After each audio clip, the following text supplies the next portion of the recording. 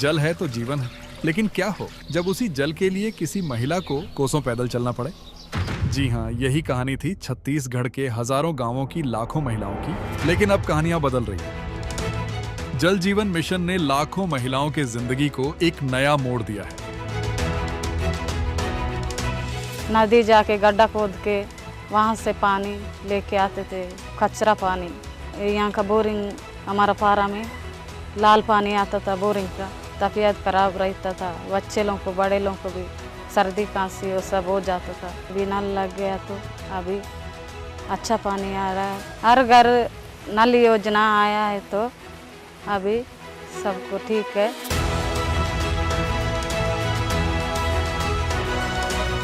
जिन महिलाओं के जीवन का ज्यादातर समय पानी पूर्ति की जुगत में बीत जाता था, अब उनके अपने आंगन तक नल से जल पहुंच रहा है।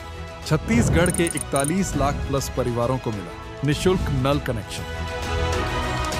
हमारे देश के यशस्वी प्रधानमंत्री जल जीवन मिशन और अमृत मिशन के माध्यम से इस देश के ग्रामीण और शहरी क्षेत्रों में हर घर में नल द्वारा पानी पहुंचाने का काम कर रहे हैं। सुशासन सरकार ने इस अभियान को और प्रभावी बनाते हुए केंद्र सरकार के साथ जल जीवन मिशन 2.0 के तहत MOU पर हस्ताक्षर किए हैं। अब महिलाएं बेहतर जीवन जी रही हैं, पानी की चिंता से मुक्त होकर नए सपने देख रही हैं। बेटियों के हाथों में गगरी नहीं, किताबें हैं और कतारें पनघट की पगडंडियों पर नहीं, बल्कि स्कूल के रास्तों पर दिखती हैं। हर आंगन में नल से बहता जल प्रदेश के लाखों परिवारों को नवजीवन देता है और इस जीवन को अपनी नीतियों से बेहतर बनाती है डबल इंजन की सरकार।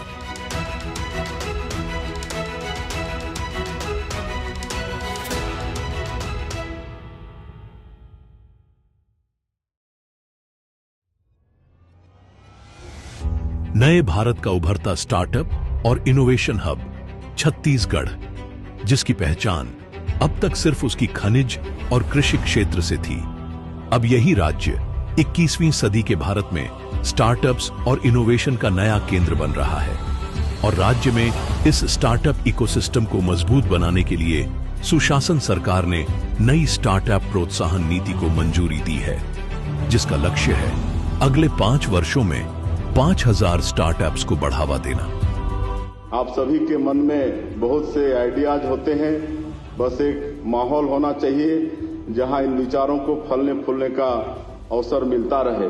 छत्तीसगढ़ में हमने ऐसे ही स्टार्टअप तैयार करने के लिए कोवर्किंग सेंटर बनाए हैं। नवा रायपुर को हम IT हब के रूप में विकसित कर रहे हैं। वर्ष 2047 में हम सभी मिलकर विकसित भारत, विकसित छत्तीसगढ़ का निर्माण अवश्य करेंगे। इस नीति के तहत स्टार्टअप्स को मजबूत करने के लिए 100 करोड़ रुपए का कैपिटल फंड बनाया जाएगा। साथ ही बैंक से लोन लेना आसान बनाने के लिए 50 करोड़ रुपए का क्रेडिट रिस्क फंड तैयार किया जाएगा। बिजनेस की शुरुआत के लिए 10 लाख रुपए तक की सीड फंड सहायता दी जाएगी और बड़े निवेश की आवश्यकता होने पर 1 करोड़ रुपए तक का लोन बिना किसी गारंटी के उपलब्ध कराया जाएगा। इतना ही नहीं, 50 लाख रुपए तक के बैंक लोन पर 75% तक ब्याज सरकार वहन करेगी। यदि कोई स्टार्टअप 10 से अधिक लोगों को रोजगार देता है तो उसे अतिरिक्त प्रोत्साहन मिलेगा। हर महिला कर्मचारी पर 6000 रुपए प्रति माह और पुरुष कर्मचारी पर 5000 रुपए प्रति माह की सहायता दी जाएगी। साथ ही यदि रोजगार दिया जाता है दिव्यांगजनों, सेवानिवृत्त अग्निवीरों या नक्सल प्रभावित लोगों को, तो उनकी सैलरी का 40% हिस्सा सरकार 5 वर्षों तक वहन करेगी। यानी अब बिजनेस शुरू करना आसान है और रोजगार सृजन करना भी लाभकारी। सुशासन सरकार के इन प्रयासों से प्रदेश में नवाचार को नई गति और युवाओं के सपनों को पंख मिल रहे हैं। छत्तीसगढ़ तेजी से बन रहा है स्टार्टअप और इनोवेशन का नया हब।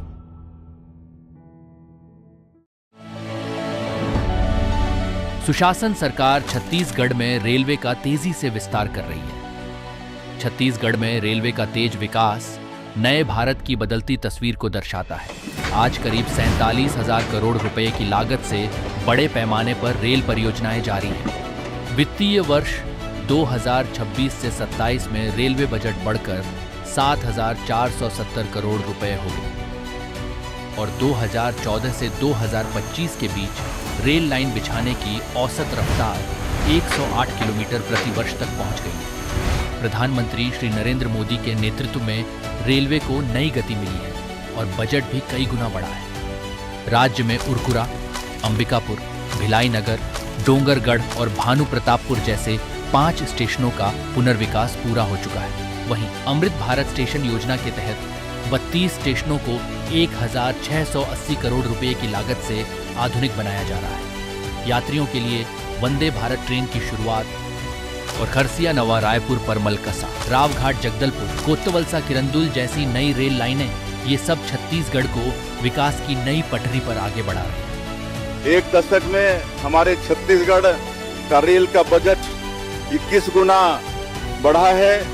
इस साल 25-26 का बजट 6900 करोड़ रुपए का है और पिछले एक दशक में हमारे छत्तीसगढ़ में 47,447 करोड़ रुपए की रेल परियोजनाएं चल रही हैं। सुशासन सरकार के प्रयासों से ये परियोजनाएं तेजी से जमीन पर उतर रही हैं, जिससे न सिर्फ आवागमन सुगम होगा बल्कि प्रदेश के सामाजिक आर्थिक विकास में भी बड़ा बदलाव आएगा। ये विस्तार सिर्फ सफर नहीं बल्कि पूरे प्रदेश की तरक्की को नई दिशा दे रहा है।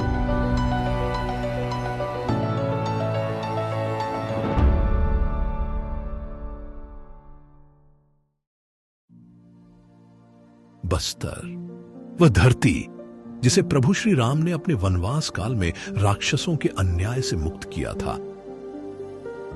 लेकिन बीते कई दशकों तक माओवाद ने इस पवित्र भूमि को जकड़ रखा था और इसके विकास पर लाल आतंक का साया मंडराता रहा। परंतु हर युग में विजय सत्य की ही होती है। छत्तीसगढ़ में सुशासन सरकार बनते ही बस्तर को नक्सल आतंक से मुक्त कर लोकतंत्र को सशक्त बनाने का संकल्प लिया गया।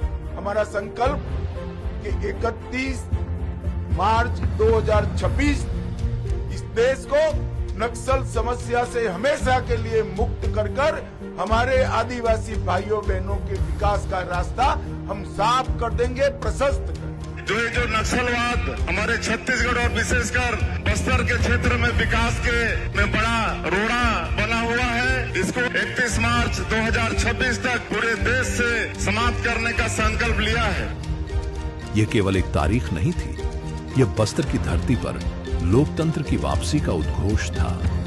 अपने लक्ष्य को प्राप्त करने के लिए सुशासन सरकार ने नई नक्सल आत्मसमर्पण एवं पुनर्वास नीति 2025 लागू की, जिससे प्रेरित होकर 2800 से अधिक माओवादियों ने मुख्य धारा का मार्ग अपनाया। और बीते दिन नक्सली कमांडर पापा राव ने भी 17 माओवादियों के साथ संविधान का रास्ता चुना।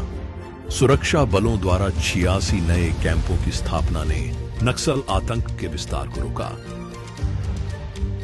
नियद नेलानार योजना ने भय के अंधकार में डूबे लगभग 500 गांवों तक विकास की रोशनी पहुंचाई। नक्सल प्रभावित क्षेत्रों में नए स्कूल खुले, सड़कें और पुल बने, मोबाइल टावर लगे, बिजली और पानी जैसी मूलभूत सुविधाएं पहुंची। और अब अति दुर्गम गांव भी विकास की मुख्य धारा से जुड़ रहे हैं।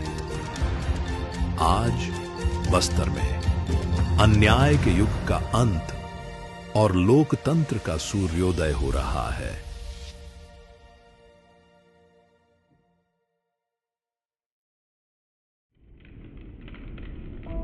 छत्तीसगढ़ ये वो धरती है जहां मिट्टी से सोना बनता है, जहां हर सुबह किसान अपने खेतों में समृद्धि की फसल बोते हैं। मिट्टी की उर्वरता को बढ़ाने के लिए और किसानों को आर्थिक रूप से समृद्ध बनाने के लिए सुशासन सरकार छत्तीसगढ़ में फसल विविधता को बढ़ावा दे रही है। साथ ही धान के अतिरिक्त अन्य फसलों के उत्पादन को भी प्रोत्साहन दे रही है। तिलहन के खेती ला हमला बढ़ाना है। हमारे जैसे किसान उन्नति योजना में धान के अंतर्राष्ट्रीय देश है, उसने तिलहन दलहन के लिए भी प्रति एकड़ 11,000 रुपए प्रोत्साहन के रूप में देने के हम व्यवस्था रखे हैं। उधर भी आप लाभ देना है। राज्य सरकार की क्रांतिकारी पहल कृषक उन्नति योजना के अंतर्गत धान के साथ साथ दलहन, तिलहन, मक्का, कोदो कुटकी, रागी, कपास जैसी फसलों को भी शामिल किया गया है।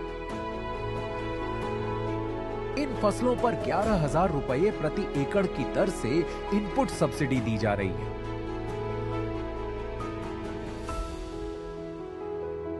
सुशासन सरकार में छत्तीसगढ़ का कृषि क्षेत्र विस्तृत, विकसित और सशक्त हो रहा है और छत्तीसगढ़ के किसान खुशहाल और समृद्ध हो रहे हैं।